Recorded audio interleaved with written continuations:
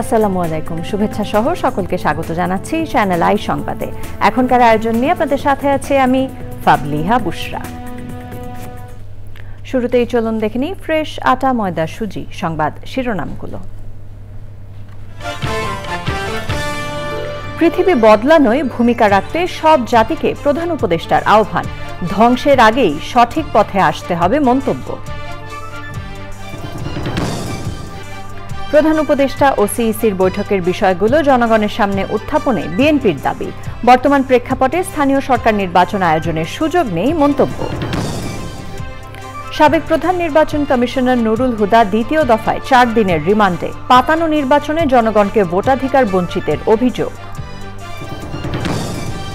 যুদ্ধবিরতির পর উদ্বেগ উৎকণ্ঠায় নিজ বাড়িতে ফিরছেন ইরান ইসরায়েলের বাসিন্দারা, এখনও তাড়িয়ে বেড়াচ্ছে অজানা আতঙ্ক। সঙ্গীতজ্ঞ ফেরদৌসী রহমানের জন্মদিনে চ্যানেল আইয়ে তারকা কথনের বিশেষ আয়োজন, গানে গল্পে আড্ডায় তুলে ধরেন তার সঙ্গীত জীবনের নানা দিক। এবং টিমমেটদের ব্যর্থতার মাঝেও উজ্জ্বল বাঁহাতি স্পিনার তাইজুলের ক্যারিয়ারে 17তম ফাইফার, ব্যর্থতার কারণ জানিয়ে উন্নতির জন্য চাইলেন অবকাঠামোগত সুবিধা।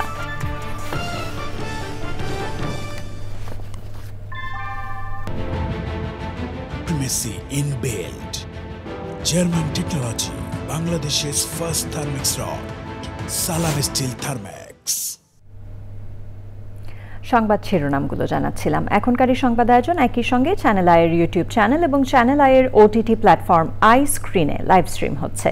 এবার জানাবো বিস্তারিত। প্রধান উপদেষ্টা ডক্টর মোহাম্মদ ইউনুস বলেছেন, পৃথিবী বদলাতে সব জাতিকে ভূমিকা রাখতে হবে, পৃথিবী ধ্বংস হওয়ার আগেই সঠিক পথে এগোতে হবে। তিনি বলেন, শিক্ষার মূল কাজ হচ্ছে স্বপ্ন দেখানো। মোস্তফা মল্লিকের রিপোর্ট।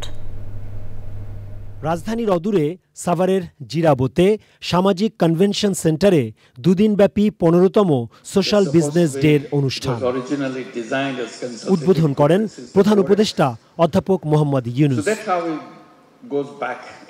প্রধান উপদেষ্টা বলেন, সামাজিক ব্যবসার গুরুত্ব অনেক হলেও আগের সরকারের সময় এই দিবস পালন করা সম্ভব হতো না। বর্তমান বিশ্ব গড়ে উঠেছে স্বার্থপরতার মধ্যে দিয়ে। আমরা ভুল পথে চলছি, যেটি শেষ হবে ধ্বংসের মধ্যে দিয়ে। তরুণরা বাংলাদেশকে অন্ধকার থেকে আলোতে নিয়ে এসেছে। একটি পারিবারিক পুনর্মিলন হচ্ছে সামাজিক ব্যবসা দিবস, অথচ বিগত সরকারের আপত্তি ছিল এই দিবস পালনে। 5 আগস্টের পর প্রথম এই দিবস পালন করতে পারল বাংলাদেশ। তিনি বলেন, সবার জন্য জরুরি স্বাস্থ্য ও শিক্ষা, শিক্ষাকে অবজ্ঞা করার কোনো সুযোগ নেই। স্বপ্ন না দেখলে বাস্তবায়ন সম্ভব নয়, স্বপ্ন দেখতে হবে। আমরা বিষণ্ণ বিশ্ব তৈরি করতে চাই না, সুন্দর বিশ্ব তৈরি করতে চাই, নতুন সভ্যতা গড়তে চাই। সেটা আমরা পারব। আমাদের শিক্ষা ব্যবস্থা স্বপ্ন দেখায় না, চাকরি না খুঁজে উদ্যোক্তা হতে হবে আমাদের।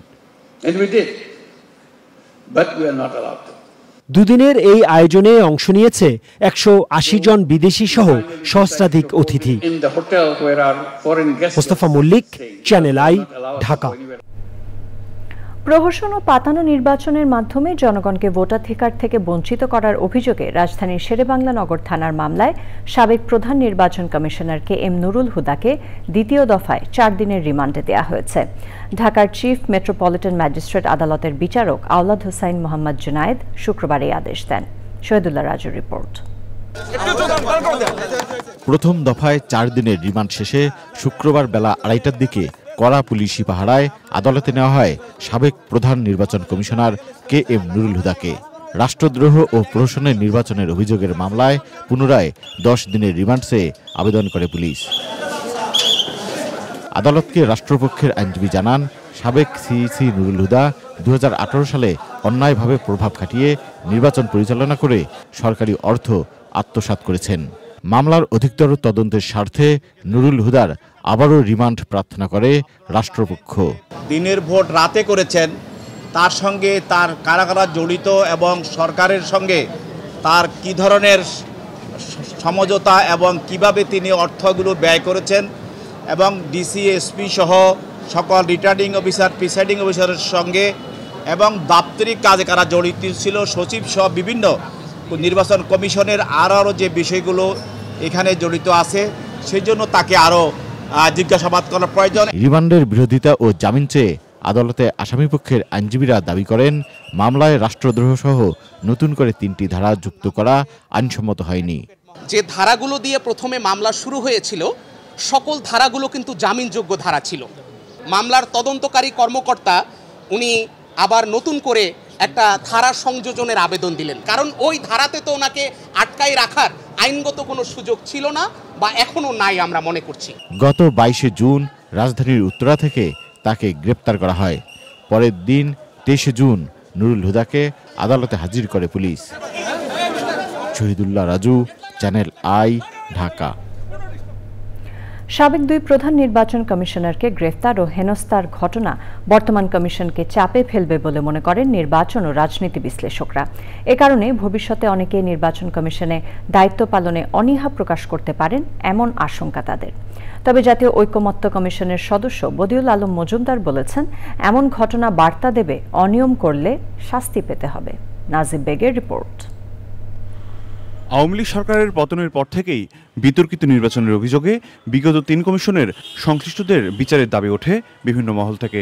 ওইসব নির্বাচন নিয়ে এক বিএনপি নেতার মামলায় হেনস্থার পর গ্রেপ্তার হন সাবেক সিইসি নুরুল হুদা। একই অভিযোগে গ্রেপ্তার হন আরেক সাবেক সিইসি কাজী হাবিবুল আউয়াল। তবে একজন সাবেক সিইসিকে হেনস্থ করা কাম্য নয় বলে মনে করেন বিশ্লেষকরা। তাদের মতে এর প্রভাব পড়বে বর্তমান কমিশনের ওপর। একজন সাবেক সিইসিকে যেভাবে অপমান করা হয়েছে এটা গ্রহণযোগ্য না। অনেকেই ভবিষ্যতে ইলেকশন কমিশনার হইতে চাবেন না, কারণ বাংলাদেশে ইলেকশন সবসময় একটা বিতর্কিত ব্যাপার। আপনি যদি কেয়ারটেকার সরকারের সময় নির্বাচন দেখেন, যে দল হেরে গেছে তারা কিন্তু প্রশ্ন তুলেছে সবসময়। এই কারণেই যারা যদি কারো নাম প্রস্তাব হয় অনেকে ভাববে, দ্বিতীয়বার চিন্তা করবে, তৃতীয়বার চিন্তা করবে, আমি নির্বাচন কমিশনার হব কি হব না। সাবেক সিইসিদের গ্রেপ্তার সবার জন্য বার্তা বলে মনে করছেন জাতীয় ঐকমত্য কমিশনের এই সদস্য।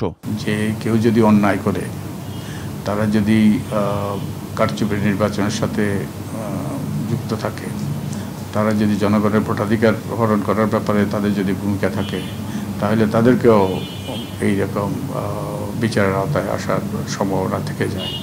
তাই এটা তো নিশ্চয়ই এটা তাদেরকে ভয় দেখানো না, এটাকে যেটা বলে গার্ড রেল তৈরি করা। তবে সাবেক সিইসিরা ন্যায় বিচার পাবেন বলে মনে করেন বদিউল আলম মজুমদার।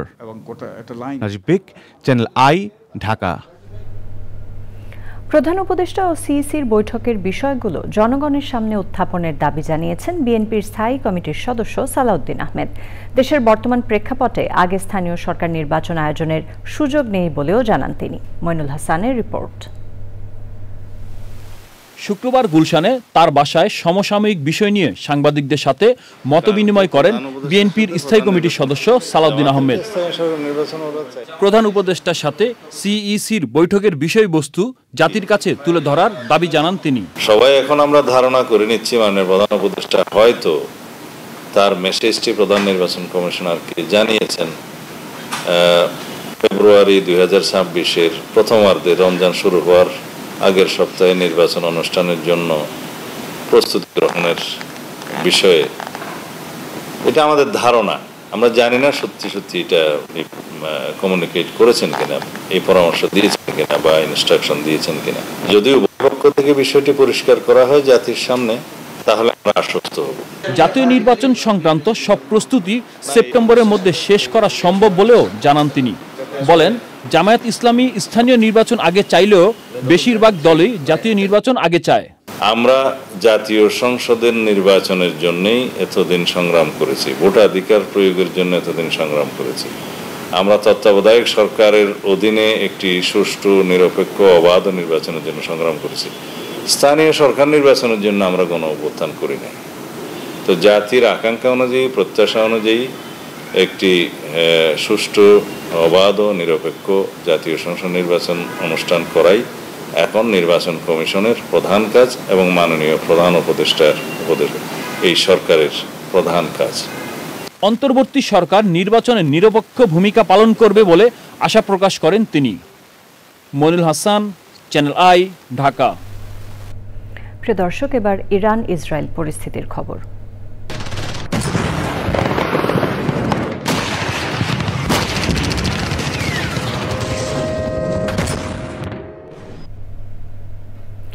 প্রাণঘাতী সংঘাতের পর স্বাভাবিক জীবনে ফিরতে শুরু করেছে ইরান ও ইসরায়েলের বাসিন্দারা। তেহরানের বাসিন্দারা বলেছেন, গত 12 দিন ছিল তাদের কাছে ইরান ইরাক যুদ্ধের চেয়েও ভয়ঙ্কর। দুই পক্ষই হামলা থামালেও ইরানের নাগরিকরা বলেছেন যুদ্ধ শেষ হয়ে গেছে এমনটি তারা বিশ্বাস করতে চান না। আর ইসরায়েল বলছে সুযোগের অভাবে ইরানের আয়াতুল্লাহ আলী খামেনিকে নিয়ে তেল আবিবের পরিকল্পনা বাস্তবায়ন হয়নি। লুৎফুর রহমান সোহাগের রিপোর্ট। 12 দিনের যুদ্ধের ক্ষত ছড়িয়ে ছিটিয়ে আছে ইসরায়েল আর ইরানের বিভিন্ন শহরে। এর মাঝে প্রাণ বাঁচাতে শহর ছেড়ে যাওয়া মানুষ ফিরছে নিজেদের ঠিকানায়। ইরানের রাজধানী তেহরানে বেড়েছে গাড়ি চলাচল, খুলছে দোকানপাট। রাজধানীতে মানুষ ফিরতে শুরু করলেও তাদের তাড়া করছে ভয়, উদ্বেগ। তেহরানের বাসিন্দাদের আশঙ্কা ইরান আবার ইসরায়েলি হামলার শিকার হতে পারে। এদিকে ইসরায়েলের গোয়েন্দা সংস্থা মোসাদের হয়ে কাজ করার অভিযোগে ইরানে চলছে ব্যাপক ধরপাকড়, যাদের মধ্যে অন্তত 700 জনই ইহুদি। ফাঁসি দেওয়া হয়েছে কমপক্ষে 6 জনকে। তবে সমালোচকরা বলছেন বিরোধী মতকে চাপে ফেলতেই এই অভিযান চালাচ্ছে তেহরান। ইসরায়েলের প্রতিরক্ষামন্ত্রী দাবি করেছেন তেল আবিব ইরানের সর্বোচ্চ ধর্মীয় নেতা আয়াতুল্লাহ আলী খামেনিকে হত্যার চেষ্টা চালালেও সুযোগ পায়নি। লুৎফুর রহমান সোহাগ, চ্যানেল আই। এবার অন্যান্য খবর। যৌথ বাহিনীর সাঁড়াশি অভিযানেও থামছে না মোহাম্মদপুরের কিশোর গ্যাং পাটালি গ্রুপের সন্ত্রাসী কর্মকাণ্ড। একই পরিবারের 7 জনকে কুপিয়ে আহতের ঘটনায় মামলা করায় পরিবারকে হত্যার হুমকি দিচ্ছে গ্রুপটি। এর ফলে স্থানীয়দের মাঝে আতঙ্ক আরও বেড়েছে। পুলিশ বলছে সন্ত্রাসীদের কোনো ছাড় নয়, অপরাধের সাথে জড়িতদের আটকের চেষ্টা চলছে। তাফিমুল ইসলামের রিপোর্ট। রাজনৈতিক পট পরিবর্তনের পর থেকে রাজধানীর বিভিন্ন স্থানে বেড়েছে কিশোর গ্যাংয়ের উৎপাত। আইন শৃঙ্খলা পরিস্থিতি অবনতির কারণে মোহাম্মদপুরে বিশেষ অভিযানও চালানো হয়। বিভিন্ন সময় যৌথ বাহিনীর অভিযানে কিশোর গ্যাংয়ের বেশ কয়েকজন সদস্যকে আটক করা হলেও থামছে না তাদের কর্মকাণ্ড। মে মাসে মোহাম্মদপুরের ইত্যাদি মোড়ে একই পরিবারের 7 জনকে কুপিয়ে আহত করে কিশোর গ্যাং পাটালি গ্রুপ। এ ঘটনায় থানায় মামলা হলেও ভুক্তভোগী পরিবারকে হুমকি দিচ্ছে তারা। কারণ বাইরে ঘোরাফেরা করবো, ওরা ঘোরাফেরা করতেছে, আমরা তো জানেন নিরাপত্তা নাই, আমরা রাস্তা বেরোতে পারতেছি না। বাসার থেকে কেউই বের হতে পারে না ভয়ে যে তারা আবার কোন সময় এসে অ্যাটাক করে মেরে ফেলবে।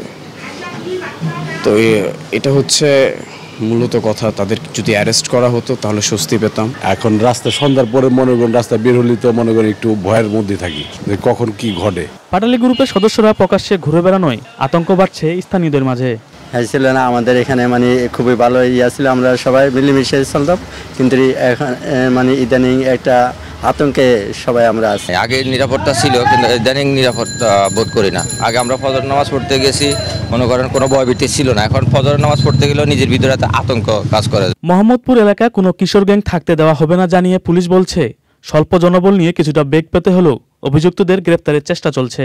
যে আগস্ট পরবর্তী সময়ে যখন নতুন পুলিশ দায়িত্ব নিয়েছে, তারপরে একটি ঘটনাও কি আছে যে 50 জনের বা 100 জনের গ্যাংয়ের মহড়া বা শোডাউন, এটা আমরা হতে দিই না। আমরা মোটামুটি ধীরে ধীরে তাদেরকে শক্ত আইনে আওতায় এনেছি এবং গ্যাংগুলোকে ভেঙে দেওয়া হয়েছে, মোটামুটি নিয়ন্ত্রণে রেখেছি।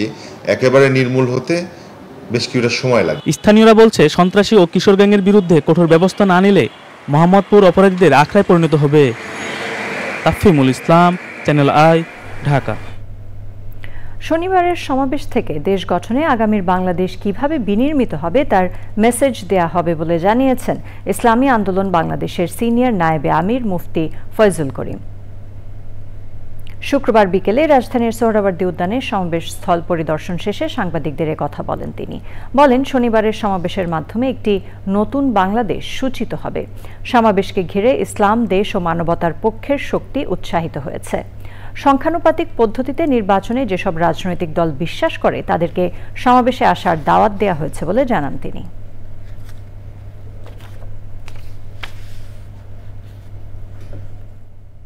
সমাবেশ থেকে আগামী বাংলাদেশ কিভাবে বিনির্মিত হবে তার মেসেজ দেওয়া হবে। আর আমরা মনে করি বিগত তন্ত্র মন্ত্র আমাদেরকে শান্তি দিতে পারে নাই, মুক্তি দিতে পারে নাই। ইসলামই একমাত্র শান্তি এবং মুক্তির পথ, কল্যাণের পথ। এই বিষয়ে ইনশাআল্লাহ আগামীকাল বক্তাগণ গোটা দুনিয়ার মধ্যে যে মানুষগুলি আছে তাদেরকে মেসেজ প্রদান করবেন। আদালতের রায়ে খালাস পেয়েও ৬ বছর কারাভোগ করছিলেন পুরান ঢাকার বাসিন্দা মাসুদ রানা পুতুল। পরে জাতীয় আইন সহায়তা সংস্থা লিগ্যাল এইডের সহায়তায় আদালত ও কারা কর্তৃপক্ষ প্রমাণ পায় ভুলবশত সাজা ভোগ করছেন তিনি। পরপরই আইনি প্রক্রিয়া শেষে কারামুক্ত হন মাসুদ রানা। বিষয়টিকে দুঃখজনক মন্তব্য করে লিগ্যাল এইডের কর্মকর্তারা বলেছেন, ন্যায় বিচার ও মানবাধিকার নিশ্চিতে তৎপর রয়েছেন তারা। আক্তার হোসেনের রিপোর্ট। 2013 সালে খালাস পেলেও 2020 সালে একই মামলায় আবারও গ্রেফতার দেখিয়ে কারাগারে পাঠানো হয় মাসুদ রানা পুতুল নামে এক ব্যক্তিকে। এরপর থেকেই কারাগারেই থাকতে হয় পুতুলকে। মঙ্গলবার খবর পেয়ে ঢাকা কেন্দ্রীয় কারাগারে ছুটে যান জাতীয় আইনগত সহায়তা সংস্থা লিগ্যাল এইডের পরিচালক সৈয়দ আজাদ সুবহানী। নথিপত্র যাচাই করে পুতুলের দীর্ঘদিনের বন্দিত্ব যে ভুলবশত হয়েছে তা নিশ্চিত করেন তিনি। দ্রুত আইনি প্রক্রিয়ার মাধ্যমে মাত্র একদিনেই তার মুক্তির ব্যবস্থা করেন তিনি। আমরা তাৎক্ষণিকভাবে বিষয়গুলো জানাই এবং আমি কাল বিলম্ব না করে যে আর এক সেকেন্ড, এক মুহূর্তের জন্য একটা অকারণে একজন নাগরিক আপনার কারাবাস করবে, এটি যে কোনো আইন নৈতিকতা পরিপন্থী। হঠাৎ মুক্তির খবরে আপ্লুত মাসুদ রানা ওরফে পুতুলের স্বজনরা। অকারণে 6 বছর সাজা ভোগ করে পুতুল জানায়, ন্যায় বিচার ও মুক্তির আশা ছেড়েই দিয়েছিলেন তিনি। আমি এক ধরনের আশা ছেড়ে দিয়েছিলাম। পরবর্তীতে যখন আমি এই লিগ্যাল এইডের সাহায্যটা পাইলাম, আমি নতুন করে বাঁচতে শিখলাম। আমার মতো আরও অনেক বন্দী আছে, শুধু আমি একা না, অনেক বন্দী সমস্যা জর্জরিত আছে। লিগ্যাল এইড বন্দীদেরকে যে আইনি সহায়তা দেয় এবং তারা যে আন্তরিকতার সহিত কাজ করে, এটার একটা দৃষ্টান্ত প্রমাণ আমি নিজে। সংশ্লিষ্টদের ভাষ্য, এই ঘটনায় আবারও প্রমাণিত হয়েছে লিগ্যাল এইড সবসময়ই দুস্থ মানুষের পাশে আছে। কোনোই যেন কোনো কারাবন্দী কিংবা যে কোনো মানুষ যার গিয়ে আইনগত সহায়তা প্রাপ্তির প্রয়োজন, সে যেন ন্যায় বিচার প্রাপ্তির ক্ষেত্রে কোনো কিছুই যেন তার বাধা হতে না পারে, সেটা অর্থ হোক কিংবা প্রশাসনিক অন্য যে কোনো কারণেই হোক। তো সেই বিষয়টি আমরা নিশ্চিত করে থাকি সবসময়। সবাই মিলে বিষয়টা আন্তরিকতার সহিত দেখে দ্রুত সমাধান হয়েছে বলেই আজকে পুতুল কারাগার থেকে বের হতে পারছে। লিগ্যাল এইডের মাধ্যমে পুতুলের মুক্তি যেন অসহায় নিপীড়িত মানুষের জন্য এক আশার আলো।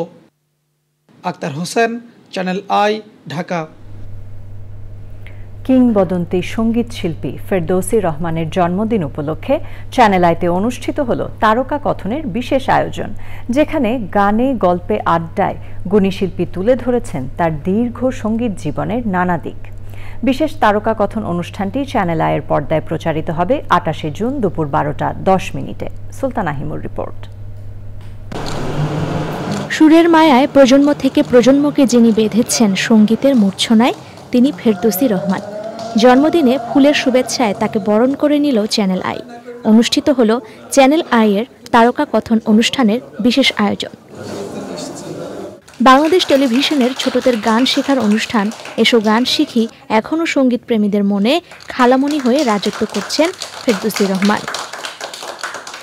আয়োজনে তাই ছিল এসো গান শিখির জনপ্রিয় কার্টুন চরিত্র মিঠু মন্টি।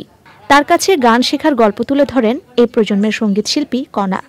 ছিল এসো গান শিখিতে অংশ নেয়া শিশুরাও। চ্যানেলের সাথে আপনি সবসময় ছিলেন। আমাদের যদি একেবারে ছোটবেলার কথা বলি, যে 60-এর দশকে আমরা তখন কতই বা বড় ছিলাম। সেই সময় থেকে আমাদের সঙ্গীতকে যে জায়গায় থেকে শুরু করেছিলেন আজকে যেখানে নিয়ে এসছেন, এবং আপনার হাত ধরে এদেশে যত শিল্পী তৈরি হয়েছে, এটা নিঃসন্দেহে বাংলা সঙ্গীতের জন্য একটা বড় গর্বের বিষয়। এমন আয়োজনে চ্যানেল আইয়ের প্রতি মুগ্ধতা প্রকাশ করেন ফেরদৌসী রহমান। যখন বলল চ্যানেল আই থেকে কথাটা, তখন কিন্তু আমি চট করে বলতে পারি আরে না বাদ দাও, আমি কোনোখানে যাইতেই না, এটা কিন্তু বলতে পারিনি, সত্যি কথা। এবং মনে হলো আচ্ছা আসলে তো আমার বাড়ি, সবার ভালোবাসা আমি গ্রহণ করছি। যারা ভালোবেসে চ্যানেল আইকে দেখে, সবাইকে ইন্সপায়ার করে যে একটা নেশা চ্যানেল আইয়ের, এটা আমরা সবসময় স্মরণ করব। এবং আমাকে আপনারা ডেকে যে যতটুকু সম্মান দেখালেন বা ভালোবাসা জানালেন, এটা আমার জন্য একটা বিরাট পাওয়া।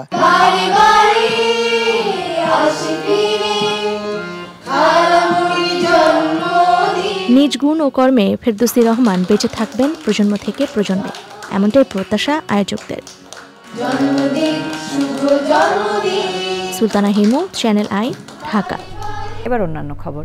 উৎসাহ উদ্দীপনার মধ্য দিয়ে সনাতন ধর্মাবলম্বীদের অন্যতম বড় ধর্মীয় উৎসব রথযাত্রা উদযাপন করা হয়েছে। বর্ণাঢ্য শোভাযাত্রায় ভক্ত অনুরাগীরা দেশ ও বিশ্ব শান্তি, সমৃদ্ধি এবং মঙ্গল কামনা করেছেন। রথযাত্রা সফলভাবে উদযাপনে সহায়তা করে আইন শৃঙ্খলা রক্ষাকারী বাহিনী। শাকের আদনানের রিপোর্ট। শ্রী শ্রী জগন্নাথ দেবের রথযাত্রা মহোৎসব উপলক্ষে রাজধানীতে শোভাযাত্রার এ আয়োজন। গ্যান্ডারিয়ার স্বামীবাগ থেকে এ আয়োজন শুরু হয়। এই রথযাত্রাকে কেন্দ্র করে আমাদের প্রার্থনা থাকবে বাংলাদেশে তথা সারা বিশ্বে শান্তির বাতাবরণ বয়ে আনবে, সবার জীবনে শান্তি বয়ে আনুক, এই প্রত্যাশা।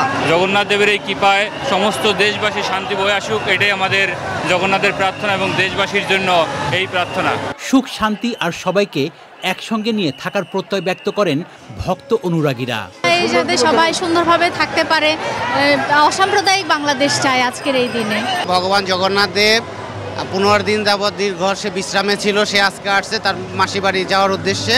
এই জন্য তার দর্শনে আমরা শান্তি, শুধু আমরা সেই তৃপ্তি পাবো। ভগবানের কাছে প্রার্থনা এটাই যে আমি যেন কৃষ্ণ ভক্তি জীবন লাভ করতে পারি, ভগবানের ভক্তি আরো বেশি লাভ করতে পারি, আমরা ভগবানকে লাভ করতে পারি, এই প্রত্যাশাই আমরা তার কাছে চাচ্ছি। শোভাযাত্রাটি নগরীর বিভিন্ন সড়ক প্রদক্ষিণ করে ঢাকেশ্বরী মন্দিরে এসে শেষ হয়। শোভাযাত্রার নিরাপত্তায় নিয়োজিত ছিল আইনশৃঙ্খলা রক্ষাকারী বাহিনীর সদস্যরা। শাকের আদনান, চ্যানেল আই, ঢাকা। প্রিয় দর্শক, আপনারা দেখছেন চ্যানেল আই সংবাদ। সময় হয়ে গেল একটি বিরতি নেবার।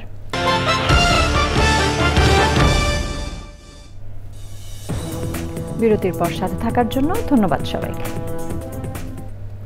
বিএনপির সিনিয়র যুগ্ম মহাসচিব রুহুল কবির রিজভী বলেছেন, আওয়ামী লীগের দুঃশাসনের পুনঃপ্রবর্তন চায় না বিএনপি।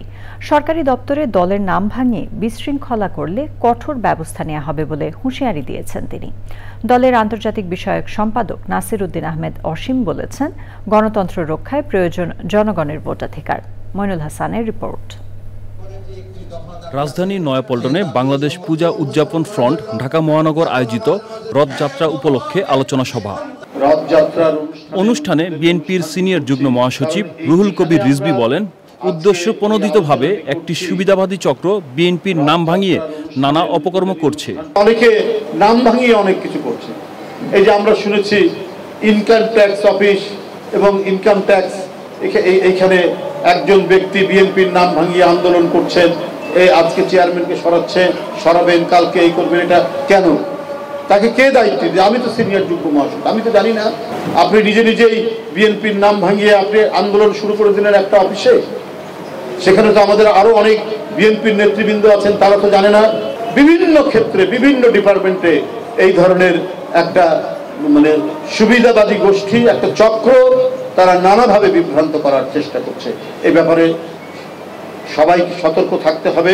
অন্যদিকে নিউ মার্কেট থানা যুবদলের উদ্যোগে বৃক্ষরোপণ কর্মসূচিতে বিএনপির আন্তর্জাতিক বিষয়ক সম্পাদক ব্যারিস্টার নাসির উদ্দিন আহমেদ অসীম বলেন, জনগণের ভোটের অধিকার ফিরিয়ে দিতে আরো উদ্যোগী হতে হবে সরকারকে। নির্বাচন কখন করতে চান বা কখন করবেন সরকারকে জানানো, এই দেশের জনগণকে জানানো। কারণ আপনাদের মনে রাখা উচিত যে দুর্ভাগ্যজনক যে বিগত দিনের নির্বাচন কমিশনার তাদের কি অবস্থা হয়েছে, যেটা আমি সমর্থন করি না। মব জাস্টিস কখনো হোক এদেশে, সেটা আমরা কখনো চাই না। আমরা আইনের শাসন প্রতিষ্ঠা করতে চাই। পরিবেশের ভারসাম্য রক্ষায় সারা দেশের বিএনপির নেতাকর্মীদের অন্তত একটি করে গাছ লাগানোর আহ্বান জানান তিনি। Moinul Hasan, Channel I, Dhaka. AB party July গণ অভ্যুত্থান স্মরণে ৩৬ দিনের কর্মসূচি ঘোষণা করেছে। রাজধানীর বিজয়নগরে কেন্দ্রীয় কার্যালয়ে আয়োজিত সংবাদ সম্মেলনে এ কর্মসূচির ঘোষণা দেন দলের চেয়ারম্যান মুজিবুর রহমান মঞ্জু। তিনি বলেন, রাষ্ট্র ক্ষমতা পরিবর্তনের বৈধ উপায় নির্বাচন, কিন্তু দীর্ঘদিন স্বৈরাচারী হাসিনা সরকার জবরদস্তি করে ক্ষমতায় টিকে থাকতে চেয়েছে। তিনি আরও বলেন, শুধু সরকার পরিবর্তন নয়, ৭১, ৯০ ও ২৪-এর সংগ্রামী চেতনা বাস্তবায়নের মাধ্যমে রাষ্ট্রকে নতুন ভিত্তির ওপর দাঁড় করাতে হবে। এজন্য একটি জাতীয় ঐক্যমত্য গড়ে তুলতে হবে। বুঝে ঝামেলা থাকতে পারে, আমাদের চিন্তার পার্থক্য থাকতে পারে, আমাদের স্বপ্নের ভিন্নতা থাকতে পারে, কিন্তু যেই রক্ত আবু সাইদ দিয়েছেন, যে মুগ্ধ চোখের সামনে দাঁড়িয়ে আমাদের পথ দেখিয়েছেন, যে ফারহান ফায়াজ গুলিবিদ্ধ হয়েও বলেছেন এই রাষ্ট্রটাকে সে সুন্দর একটা জায়গায় দেখে যেতে চায়, সেই রাষ্ট্রটা আমাদেরকে করতে হবে। সুতরাং এখানে বিভেদ নয়, আমরা বলি সবাই ঐক্যবদ্ধ হন, সবাই একমতে পৌঁছান, বিতর্ক করেন, জনগণের প্রত্যাশাটাকে একীভূত করেন। নিটোল টাটা আন্তর্জাতিক সংবাদ।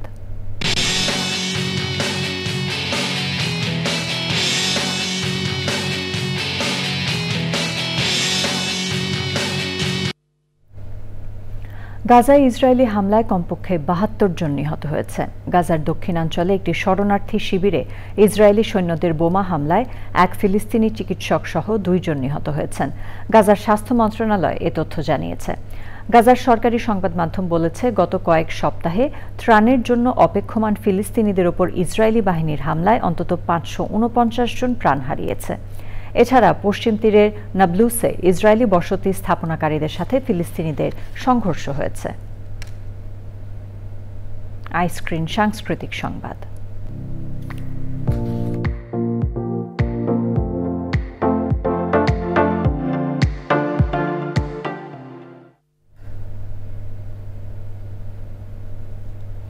Tokyo lift off film festival ২০২৫-এ বেস্ট ফিচার ফিল্মের পুরস্কার পেয়েছে ইমপ্রেস টেলিফিল্মের ছবি নীলপদ্ম। যৌনকর্মীদের জীবন সংগ্রাম ও সামাজিক অবস্থান নিয়ে নির্মিত সিনেমা নীলপদ্ম পরিচালনা করেছেন স্বাধীন চলচ্চিত্র নির্মাতা তৌফিক এলাহি।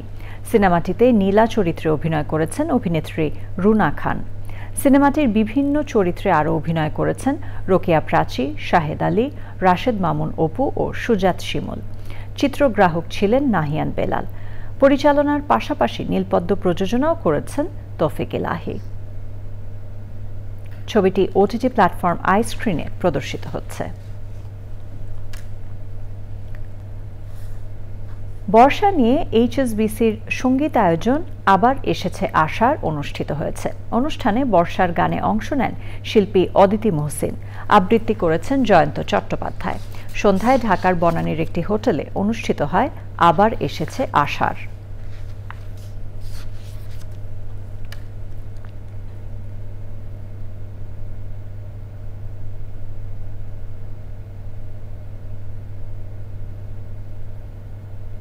এবার জানাবো কৃষি সংবাদ।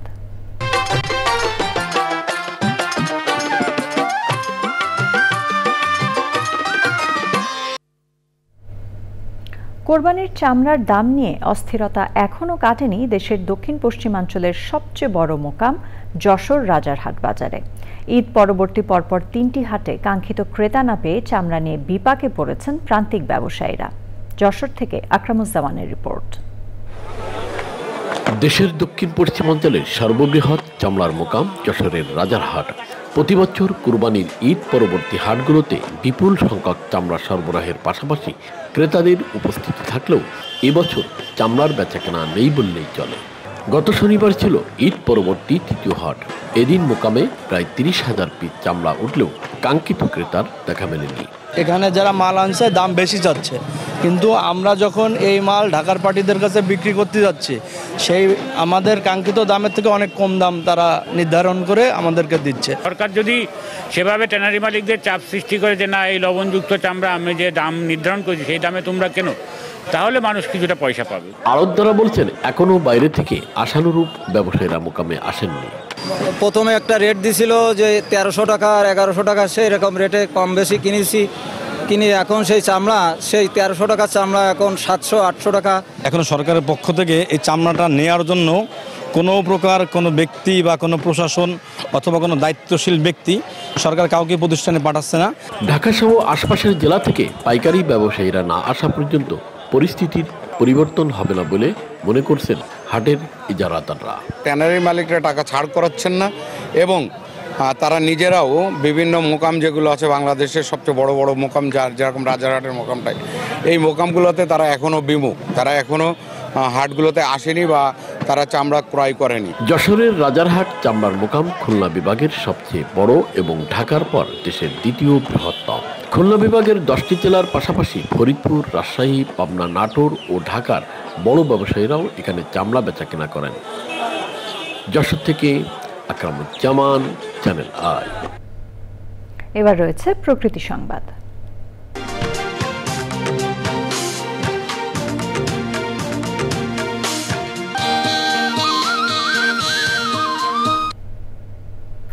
আড়াই বছরেও আলোর মুখ দেখেনি খুলনায় সিটি কর্পোরেশনের পরিত্যক্ত প্লাস্টিক বর্জ্য দিয়ে তরল জ্বালানি ও জৈব সার তৈরির প্ল্যান্ট। 2023 সালের জানুয়ারিতে প্রকল্পের কাজ শেষ হলে এখনও শুরু হয়নি এর কার্যক্রম। নাগরিক নেতারা বলেছেন, প্রকল্পের নামে অর্থের অপচয় ছাড়া আর কিছুই নয়। তবে দ্রুততম সময়ের মধ্যে উৎপাদিত পণ্য বাজারে ছাড়া হবে বলে জানিয়েছে কর্তৃপক্ষ। ড্যানিয়েল সুজিত বোসের রিপোর্ট। প্লাস্টিক বর্জনে বিশ্ব যখন বিপর্যস্ত, তখন এই প্লাস্টিকে মিলবে তরল জ্বালানি সার। প্লাস্টিক বর্জ্যকে সম্পদে পরিণত করতে কম্পোস্ট প্ল্যান্ট নির্মাণ করে খুলনা সিটি কর্পোরেশন। প্রায় 5,25 লাখ টাকা ব্যয়ে 2023 সালের জানুয়ারিতে প্রকল্পের কাজ শেষ হয়। বর্জ্য থেকে প্রতিদিন 20 মেট্রিক টন সার ও প্লাস্টিক বর্জ্য থেকে 500 কেজি তরল জ্বালানি তৈরির ক্ষমতা রয়েছে প্ল্যান্টটির। তবে প্রতিষ্ঠার পর মাত্র একবার প্ল্যান্টটি পরীক্ষামূলকভাবে চালু করা হয়েছিল। ময়লা বর্জ্য আসে, আসার পরে ময়লা বর্জ্যগুলো ছাঁটাই হয়। এগুলো বর্জ্য যেগুলো বাড়ায় সেগুলো আমি হাউজে রাখি। কোনোবার 8 গাড়ি, কোনোবার 7 গাড়ি করে বর্জ্য আসে। আর হচ্ছে এই পর্যন্ত আমরা এখনো মার্কেটে উঠিনি। পরিবেশ বান্ধব এই প্রকল্পের সুফল না পাওয়ায় ক্ষুব্ধ সচেতন সমাজ। সেখান থেকে কোনো উৎপাদন নাই, কোনো আউটপুট নাই। এটার যে আউটপুট, সেই আউটপুটটা না পাওয়ার কারণে যেটা হবে যে ঋণ তো পরিশোধ করতে হবে এবং সেই ঋণের বোঝা জনগণের মাথায়, খুলনা নগরবাসীর মাথায়, অথচ সেখান থেকে আসলে কোনো আউটপুট আসছে না। তবে প্রকল্প সংশ্লিষ্টরা জানিয়েছেন, শিগগিরই বাজারে আসবে এই প্ল্যান্ট থেকে উৎপাদিত জৈব সার। চালু করার জন্য যে পরিমাণ আমার প্রোডাক্ট প্রয়োজন, যা পলিথিন বলেন এইগুলা, এই ইয়াটা অ্যাভেলেবল এখনো না। প্ল্যান্টের কার্যক্রম পুরোপুরি শুরু করতে উদ্যোগ নেওয়ার আশ্বাস কর্তৃপক্ষের। ম্যানেজমেন্ট যদি আমরা সঠিক রাখতে পারি, এর সুফলটা পলিথিন, যে ব্যান পলিথিন নিষিদ্ধের যে সুফল, তখন আমাদের সমাজে একটা সুফল পাওয়া যাবে। এটা একটি খুব ভালো একটি প্রজেক্ট। এটার জন্য খুলনা বিভাগের সমস্ত জেলা বা লোকজন এটা উপকৃত হবে। পরিবেশ দূষণের যে ইয়েটা, যে আমাদের প্লাস্টিক এগুলি আমরা কিভাবে এগুলি পরিশোধিত করে বা আমাদের বজ্র হিসাবে এগুলোকে শোধনাগারে নিয়ে বায়োগ্যাস উৎপাদনের আমরা চেষ্টা করছি। পরিবেশ প্রতিবেশ রক্ষায় দ্রুত সময়ের মধ্যে প্রকল্পের কাজ শুরু করার দাবি জানিয়েছেন পরিবেশবাদীরা। Daniel Sujit Bose, Channel I, Khulna. Dhaka bank PLC বাণিজ্য সংবাদ।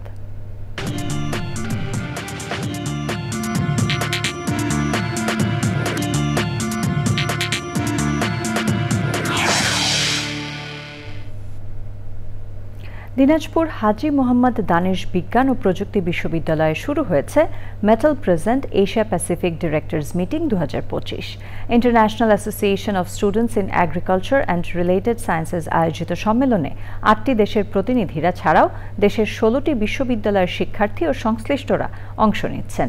সম্মেলনে বক্তৃতা করেন মেটালের সিইও মোহাম্মদ মিজানুর রহমান, ইয়াস এশিয়া প্যাসিফিকের আঞ্চলিক পরিচালক মেহেদি হাসান তুষার এবং জাতীয় পরিচালক ইসরাফিল হোসাইন। 3 দিনের সম্মেলনে দেশের কৃষিভিত্তিক শিক্ষার্থীদের আন্তর্জাতিক বিশ্ববিদ্যালয়, গবেষণা এবং বৈশ্বিক কৃষি প্রোগ্রামের সঙ্গে পরিচয় করানো হবে। এর ফলে শিক্ষার্থীরা আন্তর্জাতিক শিক্ষার্থী ও গবেষকদের সঙ্গে কাজ করার অভিজ্ঞতা অর্জনের সুযোগ পাবে। প্রিয় দর্শক, সংবাদে আবারও সময় হয়ে গেল একটি বিরতি নেবার। বিরতির পর অন্যান্য খবরের সাথে আরও জানিয়ে ফিরব। ভরা মৌসুমে চালের মূল্য বৃদ্ধিতে বিস্মিত পাইকারি বিক্রেতারা, সরকারকে সঠিকভাবে বাজার মনিটরিং এর পরামর্শ।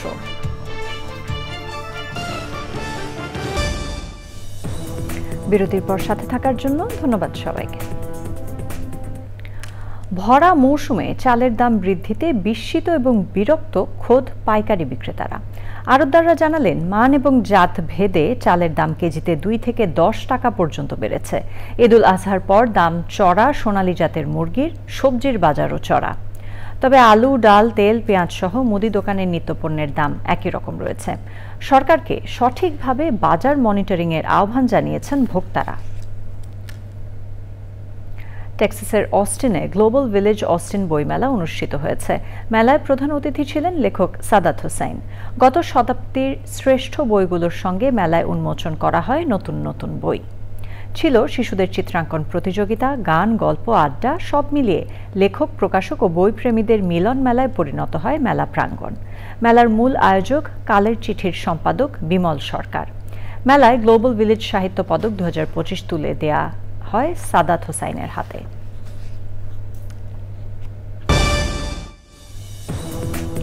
বিরতির পর আবার আমন্ত্রণ চ্যানেল আই সংবাদে। ভূমি অধিগ্রহণ জটিলতায় 4 বছর আটকে আছে 7.5 কোটি টাকার সেতু নির্মাণ। ভোগান্তিতে পড়েছেন মেহেরপুর ও কুষ্টিয়া জেলার প্রায় 10 লাখ মানুষ।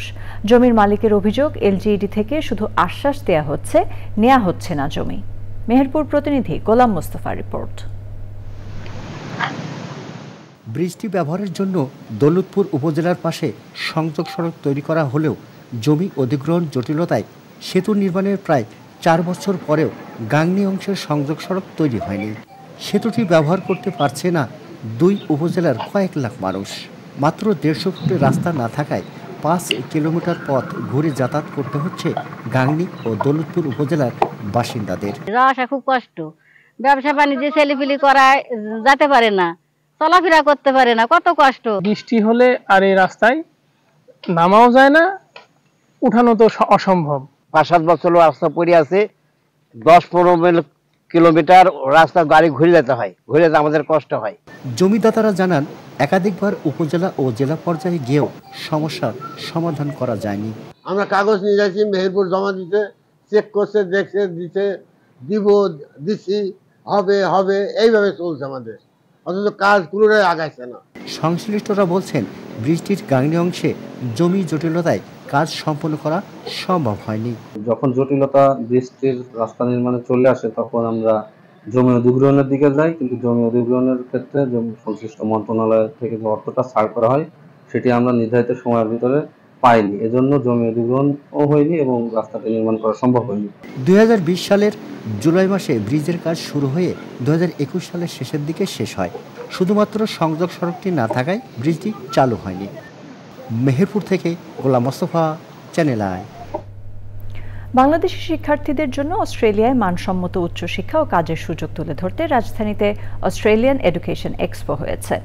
রাজধানীর একটি হোটেলে আয়োজিত এই শিক্ষামেলায় অংশ নেয় অস্ট্রেলিয়ার বিশ্বখ্যাত 30টি বিশ্ববিদ্যালয় ও ইনস্টিটিউট।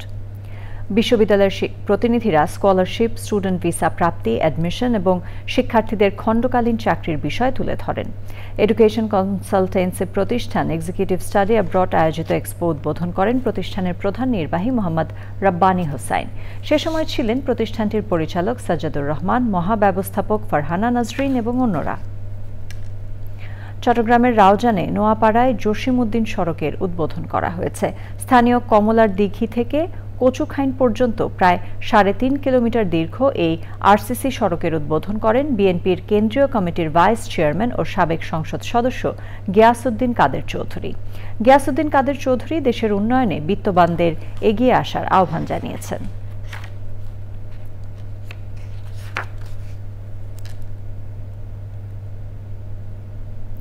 চট্টগ্রাম বিশ্ববিদ্যালয় অ্যালামনাই অ্যাসোসিয়েশনের কার্যনির্বাহী কমিটির বর্ধিত সভা হয়েছে। বক্তারা বিশ্ববিদ্যালয় এবং শিক্ষার্থীদের কল্যাণ সহ সংগঠনের লক্ষ্য ও উদ্দেশ্য বাস্তবায়নে ঐক্যবদ্ধভাবে কাজ করার আহ্বান জানিয়েছেন।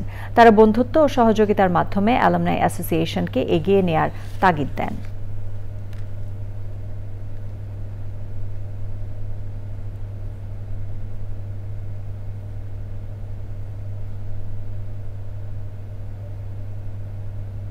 বিশেষ চাহিদা সম্পন্ন শিশুদের আন্তর্জাতিক মানের উন্নত শিক্ষা ও থেরাপি সেবা নিশ্চিত করতে যাত্রা শুরু করেছে স্পেকট্রাম নার্চারিং একাডেমি।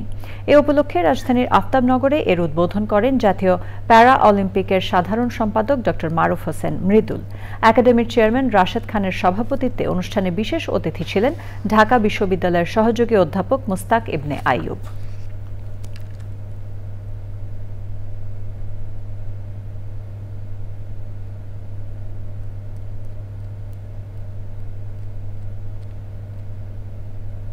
এবার জানাবো খেলার খবর। সংবাদ শিরোনামগুলো জানিয়ে দিচ্ছি আরো একবার। পৃথিবী বদলানোয় ভূমিকা রাখতে সব জাতিকে প্রধান উপদেষ্টার আহ্বান, ধ্বংসের আগেই সঠিক পথে আসতে হবে মন্তব্য।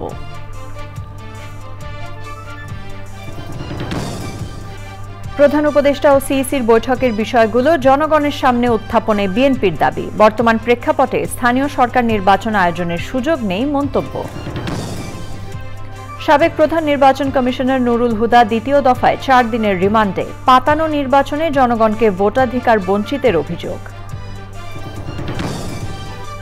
যুদ্ধবিরতির পর উদ্বেগ উৎকণ্ঠায় নিজ বাড়িতে ফিরছেন ইরান ইসরায়েলের বাসিন্দারা, এখনও তাড়িয়ে বেড়াচ্ছে অজানা আতঙ্ক। সঙ্গীতজ্ঞ ফেরদৌসী রহমানের জন্মদিনে চ্যানেল আইয়ে তারকা কথনের বিশেষ আয়োজন, গানে গল্পে আড্ডায় তুলে ধরেন তার সঙ্গীত জীবনের নানা দিক। এবং টিমমেটদের ব্যর্থতার মাঝেও উজ্জ্বল বাঁহাতি স্পিনার তাইজুলের ক্যারিয়ারের 17তম ফাইফার, ব্যর্থতার কারণ জানিয়ে উন্নতির জন্য চাইলেন অবকাঠামোগত সুবিধা।